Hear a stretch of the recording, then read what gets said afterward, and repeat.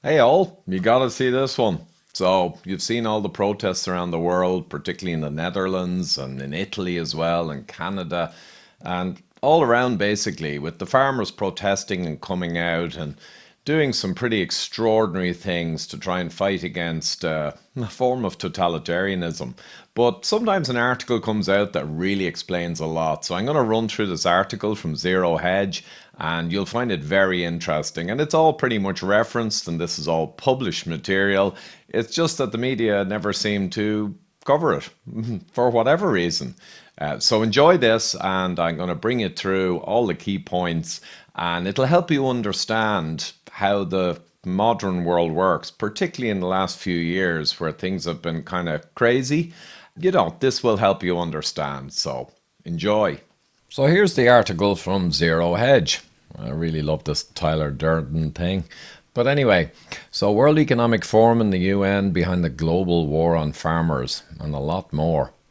So let's have a look. The escalating regulatory attack on agricultural producers, Holland and the United States, through to Sri Lanka, which has kind of collapsed recently based on its adherence to the new normal, is closely tied to United Nations Agenda 2030. Now, people think of this as a kind of conspiracy theory, but it's all documented and it's a plan and a strategy. And these things have been decades in the making. The joining of corporate forces with international kind of globalist forces driving the future of the world. It's a reality. But the UN now is more and more closely allied with the World Economic Forum.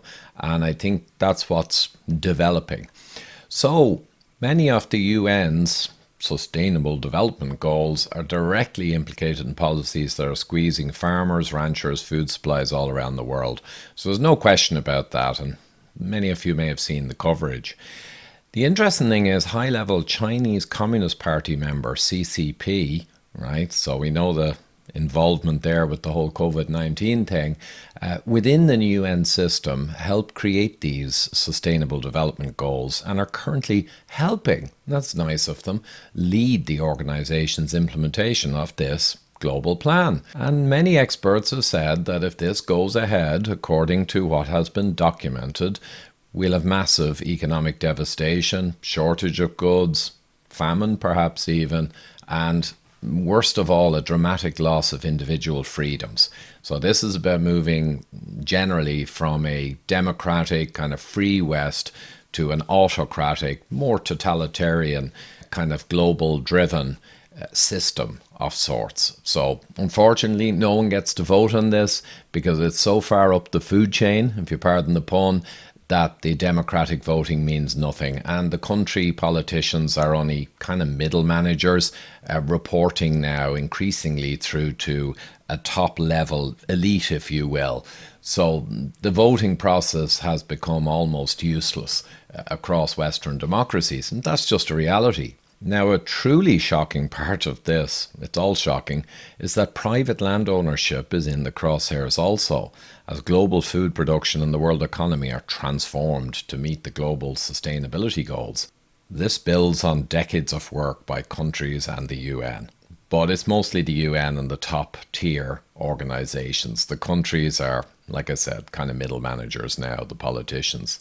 And in fact, one of the earliest meetings defining this agenda was the UN Conference on Human Settlements. The agreement stated that land cannot be treated as an ordinary asset controlled by individuals. Whoa! And that private land ownership is a principal instrument of accumulation and concentration of wealth, therefore contributes to social injustice. But remember, the people driving this are at the very top tier of extreme wealth, right? The 0.1%, and yet they're worried about social injustice of people down at the level of owning, I don't know, 100-acre farms. Right.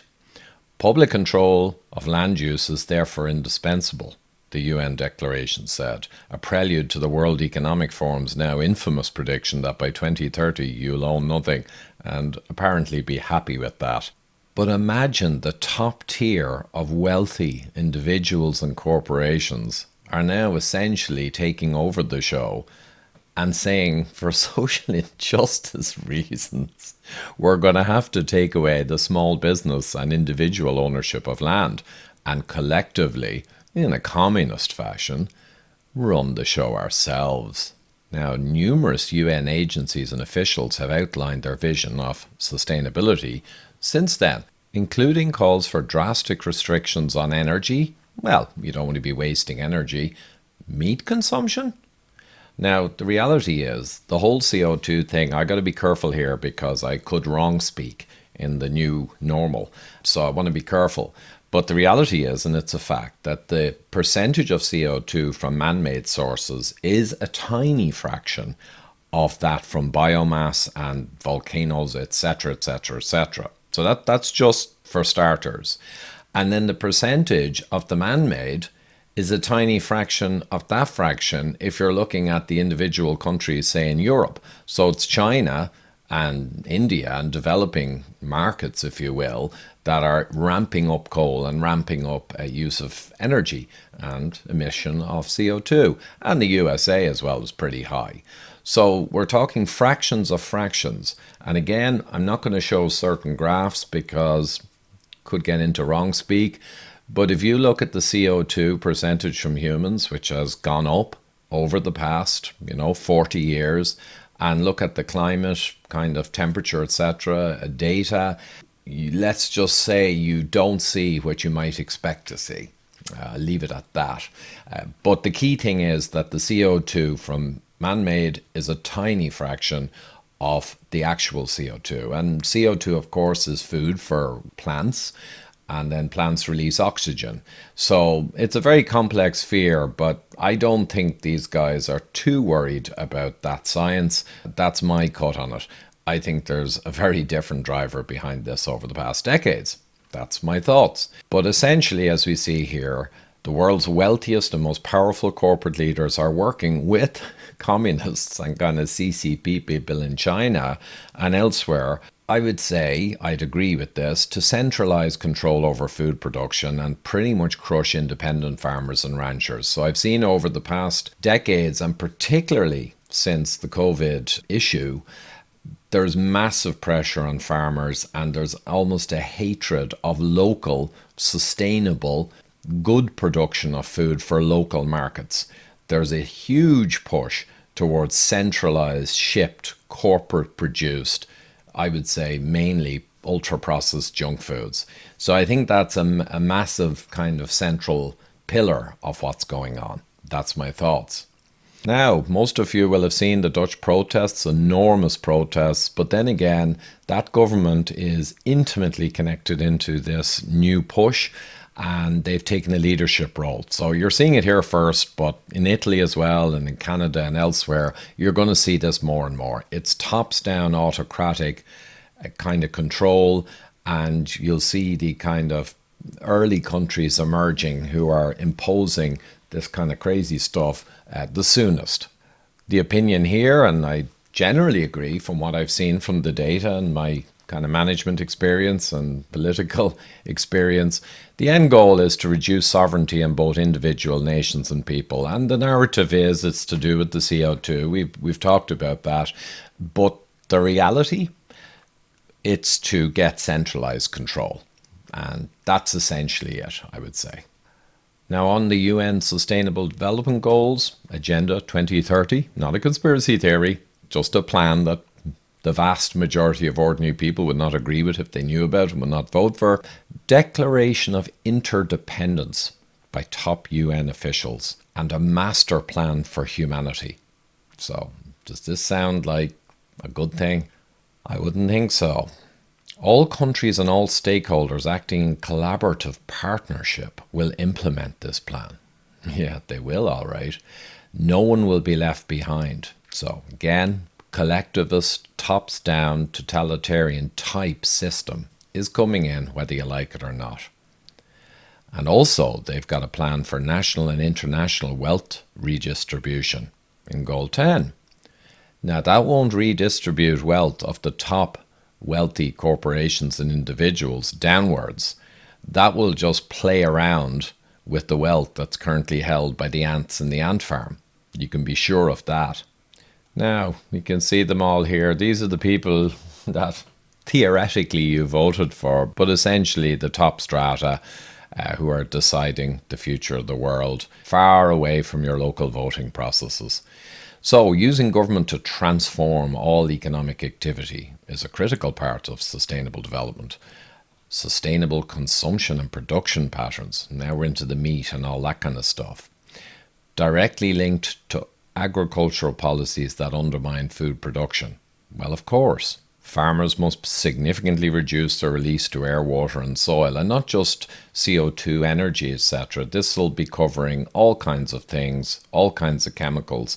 And if it was really targeting chemicals that were a major issue, or there was any kind of balance and an effort to do sustainable agriculture, in a better way locally, and sequestering carbon into the soil and, regenerational methods, if all of that was in there, you could perhaps believe the motives.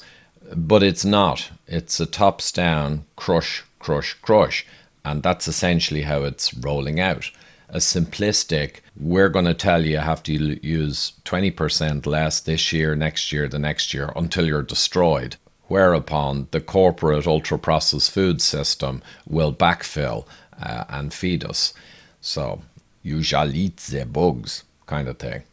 So anyway, other goals that are directly tied to what critics have called the war on farmers include Goal 14, which addresses marine pollution of all kinds, in particular from land-based activities, including nutrient pollution. The UN regularly describes agriculture and food production as a threat to the ocean. Now, forgive me, but the vast majority of agricultural activity is inland, and to bring the ocean into it would be a political thing, because people are very aware of the ocean and about all those billions of filthy masks that have gone into the ocean and the destruction of coral reefs and all that kind of stuff. But I think, again, this is political or propagandistic kind of angle. Just bring the emotion of the ocean into the proceedings to, again, forward the agenda. And the UN Food and Agricultural Organization, the FAO, is led by former Chinese Communist Party Vice Minister of Agricultural and Rural Affairs, Ku Dongo. I don't know how to pronounce that.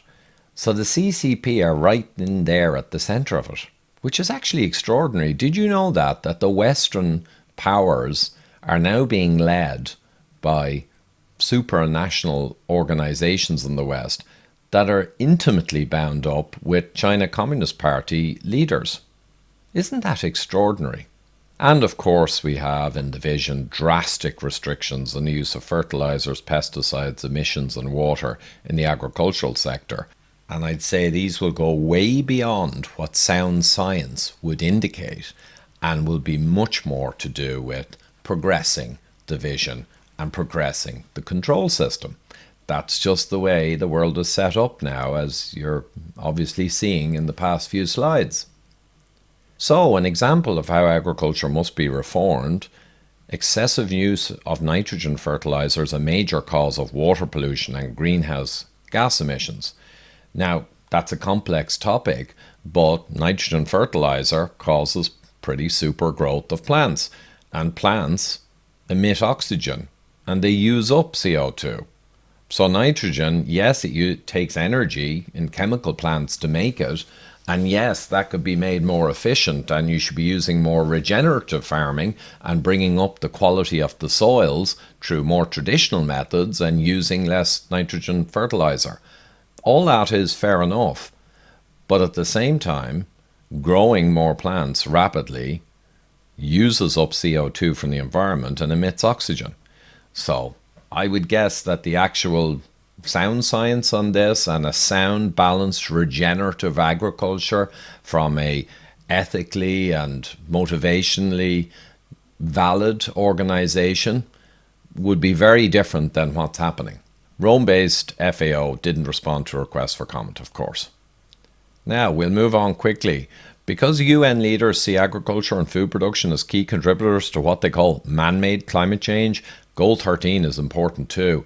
It calls for governments to integrate climate change measures into national policies, strategies and planning.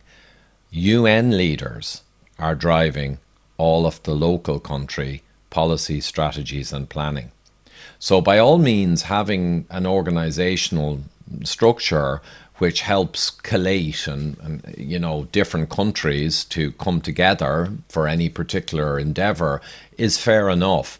But as you're seeing from this article and the references, there's a super powerful organization in bed with the corporations, the processed food companies, to drive this tops down powerfully. And that's why you're seeing all this stuff going on around the world. So it's not in good faith, I would say, to understate it. All over the world, national and regional governments are working with UN agencies to implement. Yeah, they are. And look at the idiots, mostly, sorry to say it, who are the politicians. Who goes into politics in the various countries? Are they the brain type that's highly technical, cynical, and questions data, data-centric? No, they're the opposite. They're people who are politically oriented, completely different skill set. So basically, in the various countries, the politicians, especially the ones that rise to the top, are the perfect useful idiots who will swallow any nonsense, right? And will then just follow because they'll be highly rewarded for doing so. So that's just the structure we have now in the Western world, and it's been a long game development over many decades. It's just the way it is. Interestingly, the UN also boasts publicly, the link is there, I have the article down below, about its role in imposing these sustainable goals in Sri Lanka that went all out mad and basically applied them super fast, and now the country has kind of collapsed. So this is the outcome you're going to get if you run headlong into following an autocratic leadership who's in bed with all the corporates. That's just the way it is. But around the world, almost every national government is pretty much heading the same way. Now, the World Economic Forum Partnership, so alongside the UN now, and much more intimately recently, are stakeholders and public-private partnerships. And the heart of that effort is the WEF, the World Economic Forum. And you'll have seen this guy before, Klaus Schwab.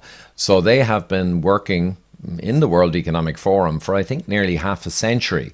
But it's in the last couple of decades they've really come to embrace a huge amount of power. And if you look at the corporate partners they have, there's hundreds of them. All the household name big corporations are partners. And they've got politicians all over the world, all the key politicians. They've boasted about infiltrating the cabinets. And even the church does video clips, this guy and others, where they've infiltrated the kind of church structures and brought them on board. And they have young global leaders programs, and many politicians now who have risen very quickly were on those programs. And they have a much larger group of social media movers and shakers. I think a couple of tens of thousands. And they're all brought in, and they're kind of entertainers and, again, ultra non-scientific people generally, and they're all brought in and they're all told about these lovely visions, and then they're sent out to influence all their millions of followers. So I gotta hand it to these guys. They got a great system, and we saw during the viral time frame in the last couple of years the amazing, bizarre, almost medieval level anti-science that can be adopted across the world when someone with a lot of control and power is at the helm. And COVID-19, the Great Reset, was written in mid-2020 from the World Economic Forum and these guys. And it basically admitted in there that COVID-19 was not really much different than a bad flu. But the whole point of the book was it's an excuse to rapidly progress this agenda. And this agenda is largely an ultra-wealthy and corporatist agenda, using the politicians, broadly speaking, as useful idiots or willing accomplices. That's just the way it is. And again, we've got the same stuff. Cooperation to deepen institutional engagement. I'd say there's a lot of institutional corruption here, essentially, and jointly accelerate the implementation. So this is not a conspiracy theory. The Great Reset is not a conspiracy theory. Many things are conspiracy theories, and they're absolute nonsense. And I've been batting them off for ages. And people on the skeptic side of the house, like ourselves, sometimes go over the cliff and come out with all kinds of ridiculous stuff. But the core is not a conspiracy theory. It's a long game, autocratic, totalitarian type, corporate and state joined kind of system or program. It's a long game, and it's coming true now. And the WEF has been explicit with its goals. It's all published. It recently launched a Food Action Alliance, acknowledges on its website that Agenda 2030 informs the ambition of the FAA to provide an enduring and long-term platform for multi-stakeholder action on food systems. For stakeholders, just read ultra-rich, corporations, etc., etc., not stakeholders from the various levels within the countries that are embarking on this journey. And again, the links are there, and the article will be linked down below. Really worth reading and going through all the links and sharing. I'll just pull out a couple more things. Many of the world's largest food companies that dominate the market currently and own countless popular brands are involved. The WEF's website is packed with information, right, justifying a total transformation of the food supply by stakeholders. And all the processed and ultra-processed food companies are in there. It goes without saying. And remember, these companies essentially are using monocrops, vegetable oils, refined grains, high shelf life, highly shippable, essentially junk food is their pipeline of food. And this plan wants to go towards having that pretty much take over and remove the locally grown, meat and fish and eggs and vegetables. Increasingly, the producers locally in communities who produce the food, all of that is in the crosshairs. The idea is to have a centrally controlled food system. And another thing about that centrally controlled food system they desire so badly is that if there's any problem in any country, you can choke that food supply. And many famous people in the past, great figures in history, have talked about how if you control the food supply, you control the people. So not to get conspiratorial here, but that's a huge extra advantage to this whole vision. When you control banking and money supply, or you control food and food supply, you got them, right? You kind of got yourself an ant farm. And that's just a reality. This is where the world is trying to march.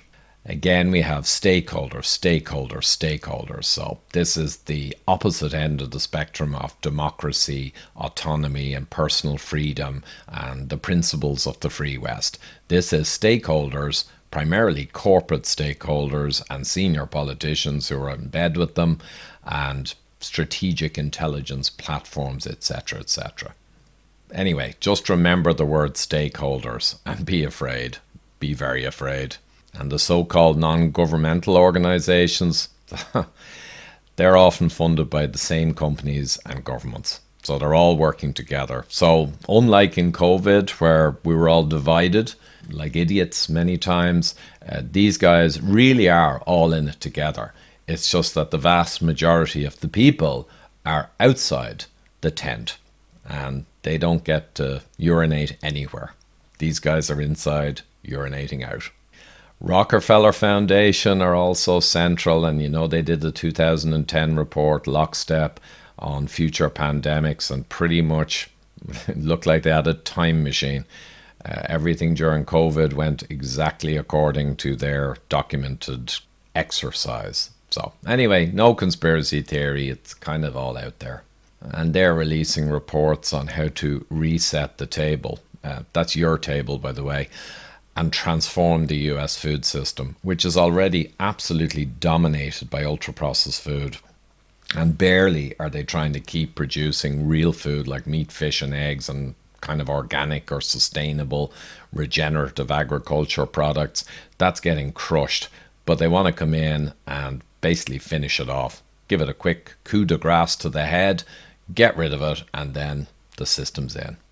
Again, World Economic Forum on transforming food systems. None other than Dutch Prime Minister Mark Rutte announced the Netherlands would host the Global Coordinating Secretariat of the World Economic Forum Food Innovation Hubs. The Secretariat, eh? Sound familiar?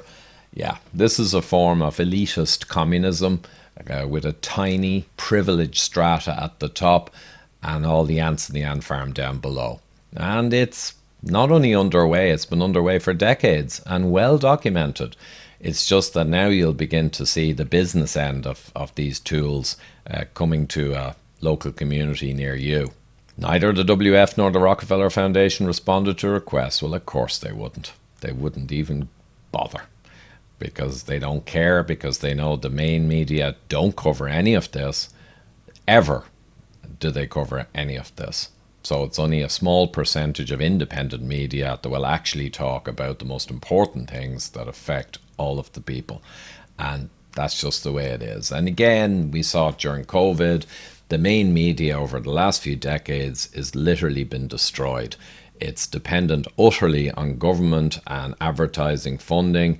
It's been largely purchased and invested in by all of these people that we're talking about here, and it's really just a mouthpiece now. So it's a bit like Pravda was during the Soviet or Russian kind of communist era.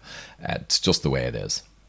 And that's about it. So hopefully, you enjoyed this short summary. I know it's not very enjoyable, I'm sorry, but you at least need to know what's going on. Read the article, share the article, be aware, and maybe talk to your local politicians. But again, you're talking not even to a middle manager, maybe you're talking to a lower line manager. But here it is. These policies are squeezing farmers. You're going to see it more and more, and ultimately they want to move towards taking away private property, taking away local produced good foods in local communities and in country level, and replace it with some kind of new centralized corporatist food system. So that's just the way it is. So watch the news in the coming months and year or two, and I think you're going to see some pretty outrageous stuff, and hopefully some politicians will in some way push back at a country level for some actual truth in science and balance in science, and I don't know, just try and counter this in some fashion, but we'll wait and see. And finally there, Sri Lanka's kind of gone down the toilet. It appears it embraced this new world order excessively and kind of blew itself up, and there's a few other countries going that way at the moment, and like I say, watch this space. As always, please like, subscribe, and hit that notification bell. And please do comment below. We need to have these conversations. And thanks so much. Really appreciate all the people who support me to continue to do all this investigative reporting, data analysis, and everything else I do to bring real, clear interpretation of science and data so that people can understand what's going on in the world today and somewhat be inoculated against the stream of kind of sometimes nonsense that emerges from the corporate controlled media. So no conspiratorial stuff there. It's just a reality that media has essentially collapsed over the last years and decades due to the so much dependency on government and advertiser funding and many other factors that have kind of sadly destroyed our mass media. So my Patreon, you can join up. I do monthly Zoom calls for certain categories, get vlogs out there. And again, it's a way for me to continue to do this work that I feel, and hopefully you feel, is hugely important in today's world. Thank you.